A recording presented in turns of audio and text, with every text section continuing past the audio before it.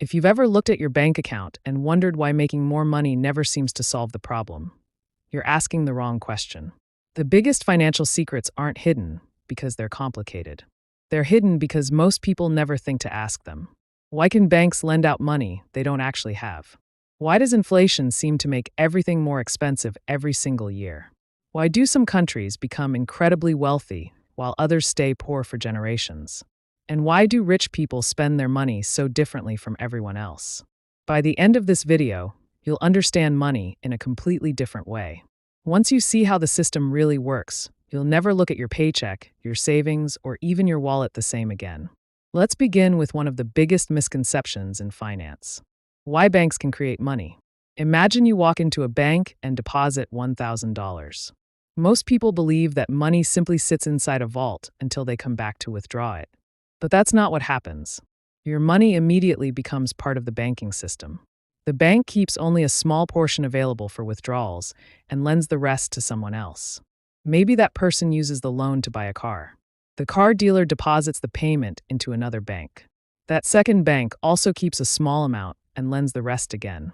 The cycle repeats over and over. Suddenly, your original $1,000 has helped create several $1,000s worth of loans throughout the economy. At first, that sounds impossible. How can $1,000 become much more than $1,000? Because modern money isn't just paper, it's confidence. Every time a bank issues a responsible loan, new money enters the economy in the form of bank deposits. But here's the catch.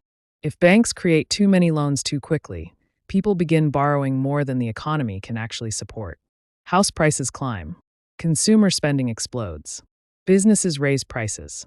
And before long, inflation starts creeping in. That's why central banks constantly adjust interest rates. When borrowing becomes too easy, they make loans more expensive to slow things down.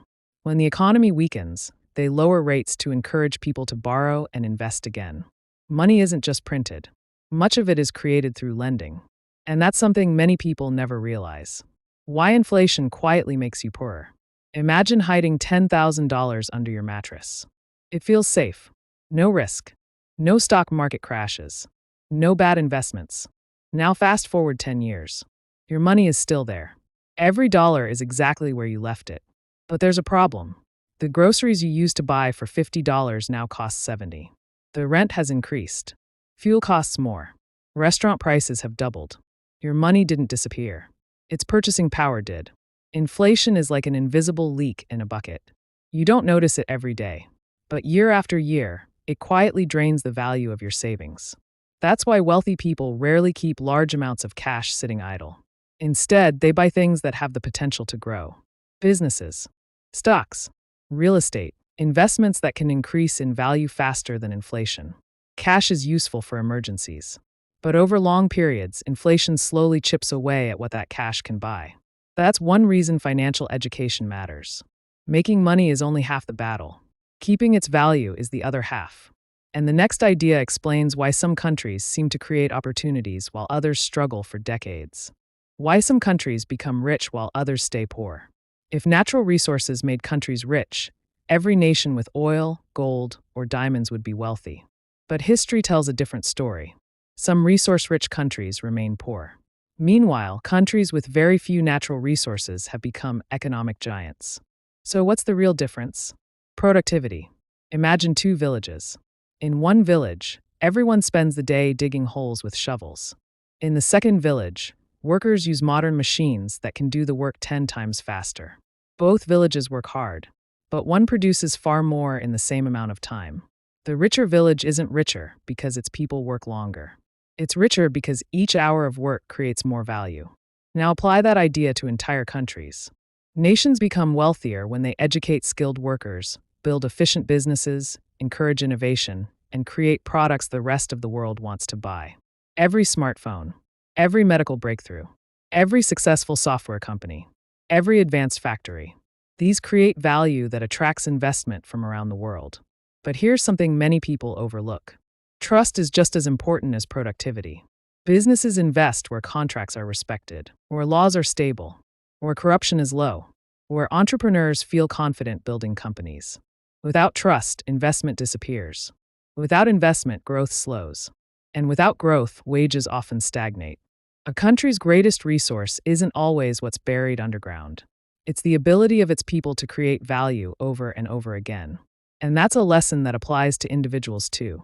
Your greatest financial asset isn't your wallet. It's your ability to develop valuable skills that the world is willing to pay for. But even if you understand how banks work, how inflation steals purchasing power, and why economies grow, there's one habit that separates people who stay financially stressed from those who steadily build wealth. And surprisingly, it has almost nothing to do with how much money they earn. Why rich people buy assets before luxuries? Imagine two friends who each receive a bonus of $10,000. The first immediately buys the newest phone, designer clothes, and a luxury vacation. For a few weeks, life feels amazing. Friends are impressed. Social media lights up with likes. The second friend does something much less exciting. They buy shares in businesses, invest in an index fund, or use the money as a down payment on a small rental property. Fast forward 10 years.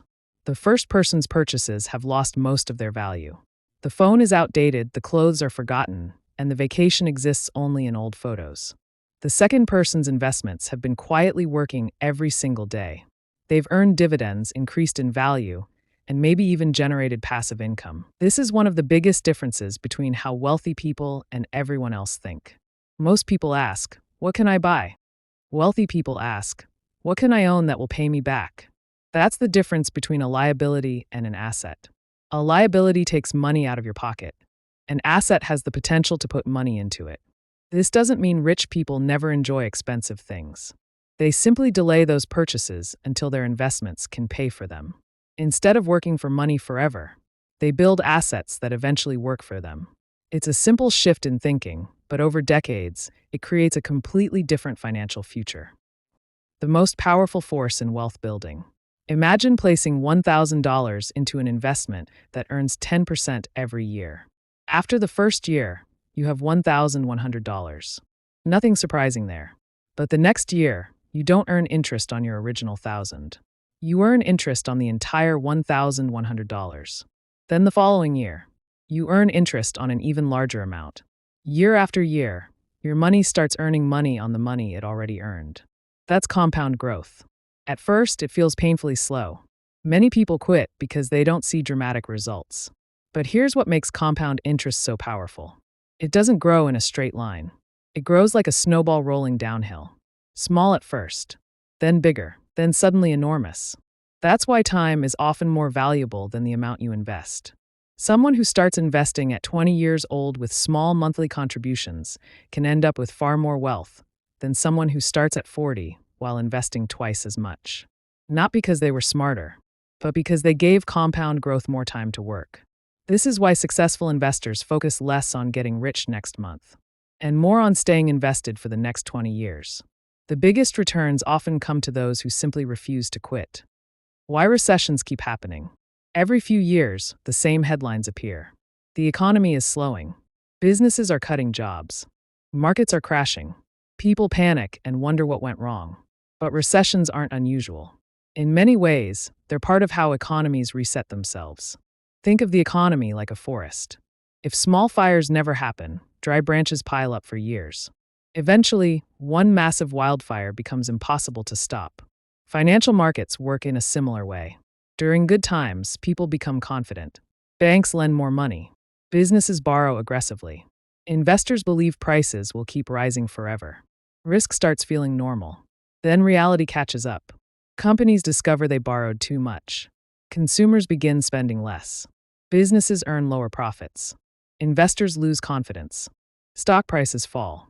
Hiring slows. Some companies fail altogether. Painful? Absolutely. Necessary? Often yes.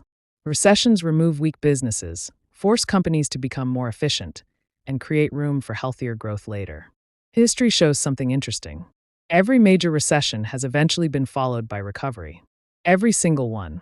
That's why experienced investors don't just prepare for good times. They prepare for bad times too, because they know downturns don't last forever. The people who survive difficult markets are often the ones who benefit the most when growth returns. So if assets create wealth, compound interest multiplies it, and recessions are simply part of the journey, then there's one final lesson that ties everything together. It's the lesson that separates people who spend their entire lives chasing money from those who eventually achieve financial freedom. And it has nothing to do with earning the biggest salary. The biggest money lesson most people learn too late. Imagine two people earning exactly the same salary. They work similar jobs. They live in the same city. They even pay roughly the same bills. 10 years later, one is constantly worried about money. The other has investments, savings, and options. What changed? Not their income, their habits. Most people believe wealth begins with a bigger paycheck. But income alone has never guaranteed financial success. Professional athletes have earned millions and still gone bankrupt. Lottery winners have received life-changing sums only to lose everything a few years later. At the same time, countless ordinary people with average incomes quietly become millionaires. The difference isn't luck. It's what happens after the money arrives. Every dollar you earn has a job. You can spend it, you can save it, or you can invest it. The choice seems small in the moment, but repeated hundreds or thousands of times, those decisions shape your entire financial future. Think of your money as employees. If every dollar immediately leaves your bank account to buy things that lose value, your employees quit on the first day. But if some of those dollars purchase investments that continue earning money year after year, you've hired workers that never ask for a raise, never take a vacation, and never stop working. That's how wealth is built, not through one brilliant investment, not through winning the lottery, and certainly not by chasing every new trend on social media. It's built through consistency, small decisions, repeated over long periods. And here's something that surprises many people. Financial freedom doesn't necessarily mean owning private jets or luxury mansions. For many people, it simply means waking up every morning knowing they don't have to panic about money. Knowing an unexpected bill won't destroy their finances. Knowing they have choices. That's the real goal. Money isn't valuable because of the paper it's printed on. It's valuable because of the freedom it can create. The freedom to spend time with your family. The freedom to start a business. The freedom to walk away from a job you hate. The freedom to help the people you care about. Money is a tool. Nothing more. Nothing less. Used wisely, it can build opportunities that last a lifetime. Used carelessly, it disappears faster than most people imagine. The good news is that financial success doesn't require being born rich. It doesn't require predicting the stock market. And it doesn't require finding some secret investment that nobody else knows about. It starts with understanding how money actually works. Once you understand the rules of the game, you stop making decisions based on emotions and start making them based on knowledge. That's when everything begins to change. Maybe not overnight. Maybe not even this year. But little by little, every smart decision builds on the last. One investment becomes two. One habit becomes a lifestyle. $1 becomes many. And one day, you'll realize something incredible. You didn't become wealthy because of one lucky break. You became wealthy because you consistently made better financial decisions than you did yesterday. That's how lasting wealth is built. Not in a moment, but over a lifetime.